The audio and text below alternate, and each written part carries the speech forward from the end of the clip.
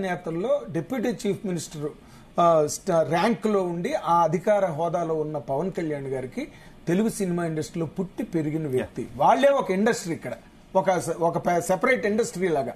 వాళ్ళ ద్వారా 100% ఈసారి ఒక నట్టికుమార్ గారు లాంటి వాళ్ళు కానీ, లేదా వాళ్ళందరూ ఒక అసోసియేషన్ గా లేదా ఒక కూటమిగా చేరి దీంట్లో ఉండే సాధక బాధకాలు కానీ, దీంట్లో ఉండే బాధలు, పర్యవసానాలు, పరిణామాలు, వాటి గొడవ ఏదైతే ఉందో అవన్నీ చెప్పగలిగే సమర్థత నట్టికుమార్ గారు లాంటి వాళ్ళకి ఉంది. ఇప్పుడు వాళ్ళు ఏది ఫ్రేమ్ చేసినా కూడా వాళ్ళు అర్థం చేసుకునే పాయింట్లే ఉన్నాయి తప్పితే ప్రభుత్వం ఈ రోజున ఏపీ ప్రభుత్వం లేదా రేవంత్ రెడ్డి గారి ప్రభుత్వం ఇక్కడ ఈ రోజున ఈసారి ఈ టర్మ్ లో సినిమా ఇండస్ట్రీకి 100% చిన్న సినిమాలకు గానీ, చిన్న నిర్మాతలకు గానీ, లేదా చిన్న సినిమాలు ఆడే థియేటర్లకు గానీ టికెట్ రేట్లు, కరెంట్, పవర్ పాయింట్ ఇంకోటి ఉన్నది, అది ఇంకా చర్చకి రాలా. అంటే మఫ్సిల్స్ లోని రూరల్ ఏరియాల్లో ఉన్న వాళ్ళు కూడా సేమ్ పవర్ టారిఫ్ కడుతున్నారు. దాని మీద ఇంకో గొడవ, వాళ్ళ బాధలు ఉన్నాయి. అవన్నీ నట్టికుమార్ గారు తెలియదు, చాలా వస్తాయి, ఇంకా బయటకు వస్తాయి. నేను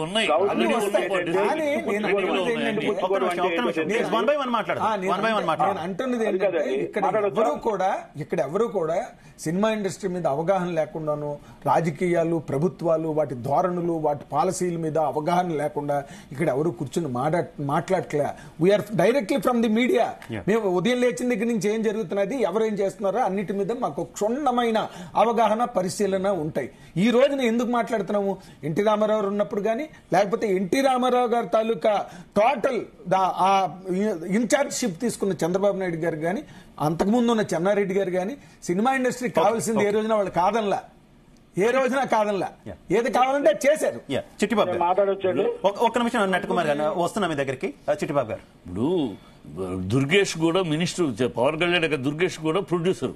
సో ఇక్కడ మనకు మంచి అవకాశం. Pavan Kalyan even information minister గా ఉన్న Durgesh is a producer. Cinema తీసిరతను అతను కీచరాళ్ళని సినిమా తీసాడండి ఆయన. ఆ రోజు నుంచి మాకు తెలిసి అందుకని చిన్న సినిమా అవగాహన ఉన్నవాడు, చిన్న సినిమా ఆయన తీసే అవగాహన ఉంది. ఇప్పుడు జరిగే కోరుకునేది ఏంటంటే, గతంలో కూడా వాళ్ళ పవన్ కళ్యాణ్ అవ్వచ్చు, ఆ గతంలో ఉన్న మినిస్టర్స్ కూడా బాగా ఇండస్ట్రీ క్లోజ్ గా ఉండేవాళ్లే ఉన్నారు. ఒక రాజశేఖర రెడ్డి గారి పీరియడ్ లో తప్పితే, అంతకుముందు దాసనారాయణ గారు మాట్లాడాలి తప్పితే, ఆయన పీరియడ్ మిగతా పీరియడ్ లో కూడా ఉన్న వాళ్ళందరూ బాగా సినిమా ఫీల్డ్ దగ్గర వాళ్ళే.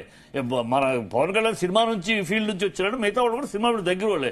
కానీ ఎప్పటికప్పుడు ఏం జరిగింది, 22 దశాబ్దాలకు ఏం జరిగింది ఇండస్ట్రీ ఇక్కడికి వచ్చినాక, ఎప్పటికప్పుడు సమస్యలు అక్కడికి వెళ్ళినప్పుడు ఆ మెయిన్ పెద్ద సినిమాలకు సంబంధించి, పెద్దవాళ్లకు సంబంధించిన సమస్యలు ఏమైనా ఉంటే వాటికి పరిష్కారాలకి ఒత్తిడి తీసుకురావడం తప్పితే, ఈ చిన్న సినిమా అక్కడే ఉంటాయి, లిస్టులో అలాగే ఉంటాయి. మేము చిన్న సినిమాల నిర్మాతలు డైరెక్ట్ యూనియన్ పెట్టి పంపించినప్పుడు కానించి అన్ని ఆ లిస్టులు అలాగే ఉంటాయి వాళ్ళ దగ్గర. వాటి మీద ముందుకెళ్ళటం కానీ, ముందుకెళ్లాలనే ప్రోత్సాహం చేయటం కానీ మా నాళ్ళు చేయట్లేదు. అది ఈసారి పవన్ కళ్యాణ్ గారు ఆ ఒత్తిడికి లొంగకుండా, ఆ పెద్ద నిర్మాతలు వాళ్ళ యొక్కదే లొంగకుండా ఈ పని చెయ్యాలి, చిన్న సినిమాలు బతికించే పని ఆయన స్వతహాగా టేకప్ చేసి చెయ్యాలి అనేది కోరిక. అది జరగాలని కోరుకుంటారు. ఎందుకంటే ఈ ఇష్యూలన్నీ కొత్త కాదు, ఉన్నాయి, ఎప్పటి నుంచో ఉన్నాయి. దాసనారాయణ పోరాడారు. ఒక్క రాజశేఖర రెడ్డి గారి పీరియడ్ లోనే దానికి జీవో తీసుకొచ్చే లెవెల్కి వచ్చింది. ఒక రాజశేఖర రెడ్డి గారి పీరియడ్ ఆయన బతుకుంటే ఇంకా చేసేవాడు. ఆయన పాయింట్ నే నేను కోఆర్డినేట్ చేసి మాట్లాడుతున్నా. ఇక్కడ సినిమా ఇండస్ట్రీ పట్ల సామరస్యపూర్వకమైన అవగాహన, పరిశీలన, మనసో ఉంటే రాజశేఖర రెడ్డి గారి సినిమా ఇండస్ట్రీకి సంబంధించిన వ్యక్తి కాదు. కానీ ఇందాక ఆయనకి తెగబారేడు రోషం వచ్చింది నేను మాట్లాడితే. పబ్లిక్ డిబేట్ పెట్టండి. తెలుగు సినిమా ఇండస్ట్రీ సఫర్ అయింది ఎవరి రిజైమ్ లో? ఏమి సఫర్ అయింది? ఏమి సఫర్ అయింది? ఇండస్ట్రీ ఏమి సఫర్ అయింది? ఏ హీరోలు సఫర్ అయ్యారు? ఏ ప్రొడ్యూసర్లు సఫర్ అయ్యారు? ఏమి సఫర్ అయింది చెప్పండి. పడిగట్టు పదాలు వాడటం కాదు. ఏమి సఫర్ అయింది ఇండస్ట్రీ? 2000 నిమిషం చిట్టిబాబు గారు. 2019కి 2020 ఏం సఫర్ అయింది? 2014లో ఏం బాగుంది? ఏం 2019 ఏం సఫర్ అయింది చెప్పండి. ఒక నిమిషం నటికుమార్ గారు. పదిహేను పదాలు సఫర్ అయ్యింది, నాశనం అయ్యింది, వినాశనం అయిపోయింది. ఈ పదాలుగా చెప్పండి. I'm asking you, what is the చెప్పు. ఏమైనా చెప్పు. ఏం నష్టపోయారు చెప్పు. ఇండస్ట్రీ నష్టపోయిందని చెప్పు నాకు. ఒక నిమిషం నష్టపోయిందని చెప్పు. ఊరికే నష్టపోయారు. ఏం నష్టపోయారు? కుమార్ గారు కొత్తగా నష్టపోయింది ఏంటి? ప్లీజ్ ఒక్క నిమిషం కొత్తగా నష్టపోయింది ఏంటి? అదే నష్టపోయారు. నేను ఎక్స్ప్లెయిన్ చేస్తాను. అది తప్పైతే నాకు చెప్పండి. ఏమండి 2003 దాకా టికెట్ ఇది మామూలుగా స్లాబ్ సిస్టమ్ లో ఉన్నాం. 2003 దాకా కరెంటు బిల్లులు కట్టలేని పరిస్థితుల్లో ఉన్నాం. 2003 దాకా ఎగ్జిబిటర్ థియేటర్లు మూసే పరిస్థితుల్లో ఉన్నాం. 2004లో రాజశేఖర రెడ్డి గారు వచ్చిన తర్వాత ఆ కరెంటు బిల్లులన్నీ మాఫీ చేశారు. రెండోది ఏదైతే స్లాబ్ సిస్టమ్ ఉందో ఆ స్లాబ్ సిస్టమ్ అన్ని కూడా మొత్తం పాతవన్నీ క్లోజ్ చేసి టికెట్ ట్యాక్స్ తీసుకొచ్చిందే రాజశేఖర రెడ్డి గారు.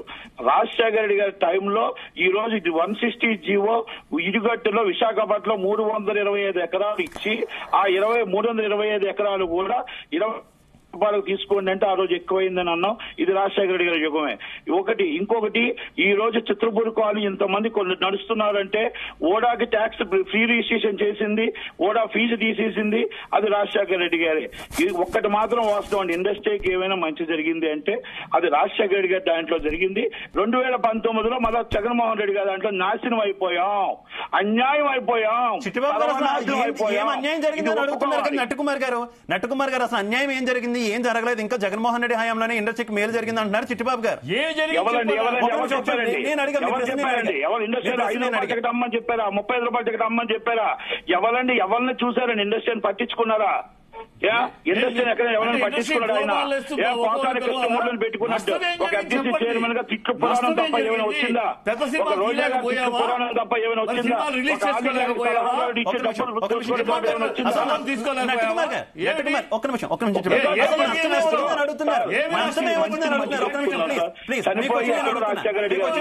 ఆయన మంచి చెప్పుకుందాం, చెడుని చెప్పుకుందాం. ఆయన ఆన్సర్ విందాం. నేను ఒక్క మాట అన్నా, నేను చెప్పేసిన తర్వాత నువ్వు అన్ని చెప్పే. రాజశేఖర రెడ్డి గారి దాంట్లో మంచి జరిగింది అనేది ఒప్పుకుందాం. జగన్మోహన్ రెడ్డి గారి దాంట్లో ఏ అన్యాయం జరిగింది అనేది నేను చెప్పాను. ఏ న్యాయం జరిగిందో నువ్వు నాకు చెప్పు. ఈ రోజు నేను ఒకటే చెప్తున్నా. ఇప్పుడు ఒక మాట 5 సంవత్సరాలు ఆయన అడుగుతున్నారు కదా, ఏ న్యాయం జరిగిందో చెప్పండి. ఒక్క నిమిషం నేను అడిగిన సమాధానం చెప్పు.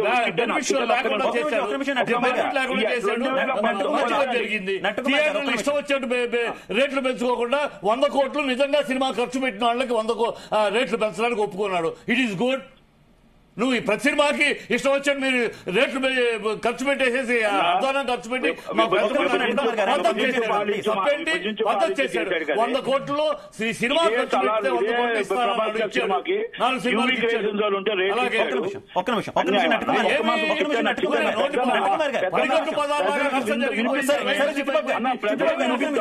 మీరు చెప్పాల్సింది చెప్పేశారు కదా చిట్టిబాబు గారు. నట్టుకుమార్ విన్నాను. నట్టుకుమార్ గారు అన్న ఒక్క మాట, నిజంగా ఆయన మనస్ఫూర్తిగా మనకి ఇదే యూవీ క్రియేషన్స్ వాళ్ళ తాలూకోలు వస్తే సినిమాకు ఒక రేట్ ఇచ్చాడు. అదే మన భీమా నాయక్ పవన్ కళ్యాణ్ గారికి వస్తే రేటే ఇవ్వలేదు. అదే అఖండాకు వస్తే రేటే ఇవ్వలేదు. అదే పుష్పాకు వస్తే రేటే ఇవ్వలేదు. థియేటర్లు ఎన్ని వందల థియేటర్లు సీజ్ చేశారు. ఎంఆర్ఓ టికెట్లు అమ్మారు. మనం నిజంగా నిజాయితీగా ఆ జీవో ప్రకారంగా మనం ఇగో ఇన్ని 100 కోట్లు పెట్టి సినిమా తీసామని నిజంగా పెట్టుంటే బ్రో సినిమాకి రేట్లు ఇవ్వలేదు. మరి అదే సినిమాకి సలార్ సినిమాకి మరి ఇదే ఇంతకన్నా ఎక్కువ రేట్లు ఇచ్చారు. అంటే ఇవన్నీ నేనేమంటున్నాను, విభజించి పాలించి చేశారు.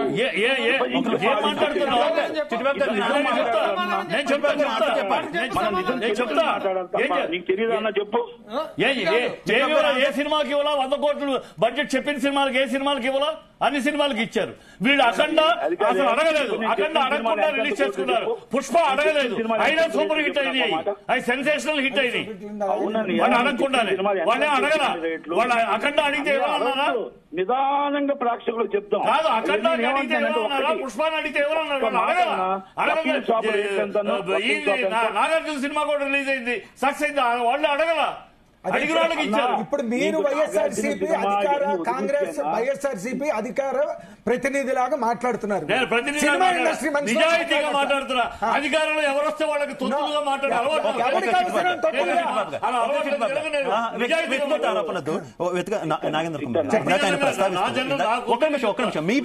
మీ ప్రశ్న నేను అడుగుతున్నాను. వ్యక్తిగత ఆరోపణ ఇప్పుడు నట్టి కుమార్ గారు నాకు అలవాటు లేదంటున్నా. మీరు ఇందాకేమన్నారు?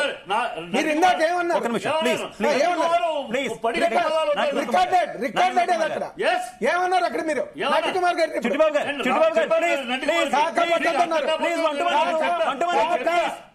పట్టద్దని చెప్పారు. నట్టి కుమార్ గారు రికార్డు తీయండి. ఇక్కడ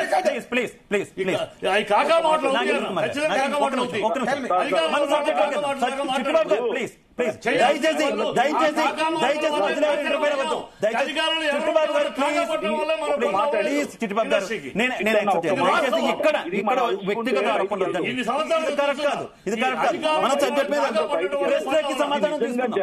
సమాధానం తీసుకుందాం ప్లీజ్. అంతే, ఒకరి మీద ఒక ఆరోపణ ఇది కరెక్ట్ కాదు. ఇండస్ట్రీ పరువు మనమే తీసుకునే వాళ్ళం అవుతాం. ఇది కరెక్ట్ కాదు. మనమే చేసుకోవడం కరెక్ట్ కాదు. నాగేంద్ర చిట్టిబాబు గారు ఉన్నప్పుడు చిట్టిబాబు గారు ఉన్నప్పుడు ఇంకొక యాంకర్స్ ని పిలవద్దు, మీరు ఇంకో గెస్ట్ ని పిలవద్దు. ఆయన ఏకపాత్రాభినయంగా మాట్లాడతారు, ఆయనకు అనర్గళంగా మాట్లాడగలరు. మీరు ఇంకొక గెస్ట్ ని తీసుకొచ్చి కూర్చోబెట్టి న్యూసెన్స్ చేయకండి ప్లీజ్. ప్రభు గారు, ప్రభు గారు, నాగేంద్ర కుమార్ గారు, ఇప్పుడు ఇందాక నేను మాట్లాడినప్పుడు పడిగట్టు పదాలు అన్నారు. ఎవరు అతను నట్టి కుమార్ గారు మాట్లాడుతున్నప్పుడు పడికట్టు పదాలు అన్నాడు. తర్వాత కాకా పడుతున్నారు సినిమా ఇండస్ట్రీకి అన్నారు. కాకా పడ్డం ఏంటి? ఇదంతా చరిత్ర. మేము ఉదయం లేచి పేపర్స్ లో, మ్యాగజైన్స్ లో, వెబ్సైట్స్ లో, ఛానల్స్ లో చెప్పిన మాటలు నేను 100 లైవ్లు ఇచ్చా. ఏబీ ఆంధ్రజ్యోతిలో పనిచేస్తున్నప్పుడు against the atrocities committed against cinema by YSRCP government that day. నాకు మాట్లాడతారు, నాకు చెప్తారేంటి? మేము లైవ్ లో మాట్లాడేవాళ్ళం. ప్లీజ్. ఇప్పుడు ఒక్క మాట అండి, ఏం మాట్లాడారండి? ఓకే, కెపాసిటీల గురించి నీ కెపాసిటీ నా కెపాసిటీ ఎందుకు వదిలేండి. నట్టి కుమార్ గారు ప్లీజ్ కంటిన్యూ. ఒక్క నిమిషం.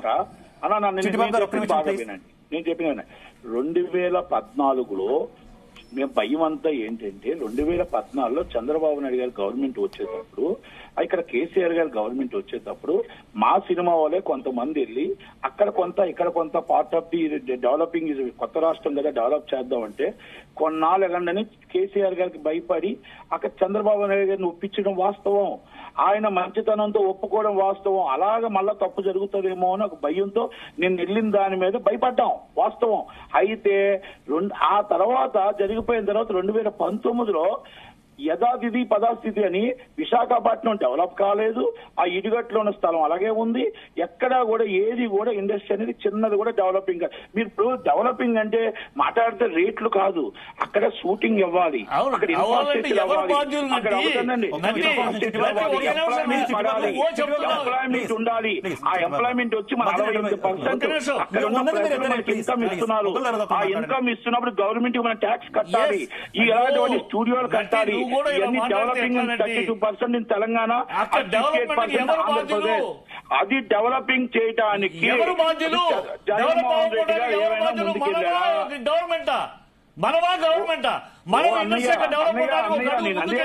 ఒక్కసారి నన్ను మాట్లాడించి నువ్వు మాట్లాడే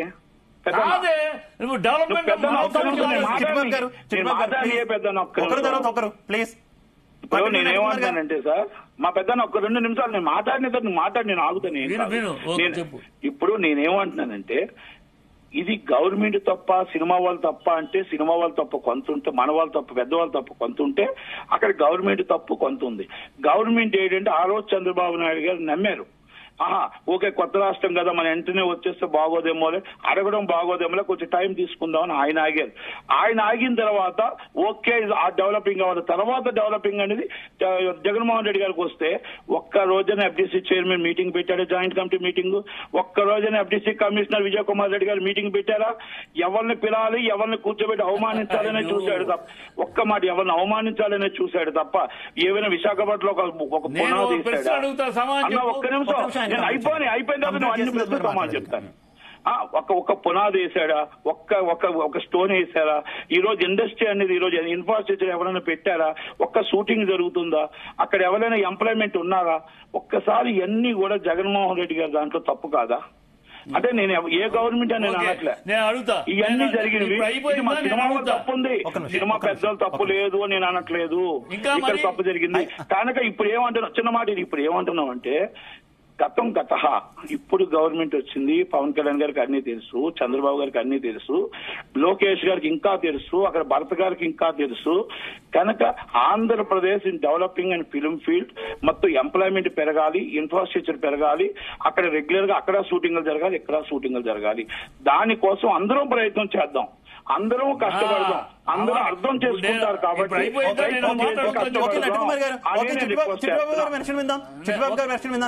ఇప్పుడు చెప్పండి, నువ్వు అన్ని చెప్పి నేను వింటా. నటి ఒక విను, నేను ఇండస్ట్రీ ఇక్కడ డెవలప్మెంట్ కంటే ఎవరు అడుగేయాలి ముందడుగు?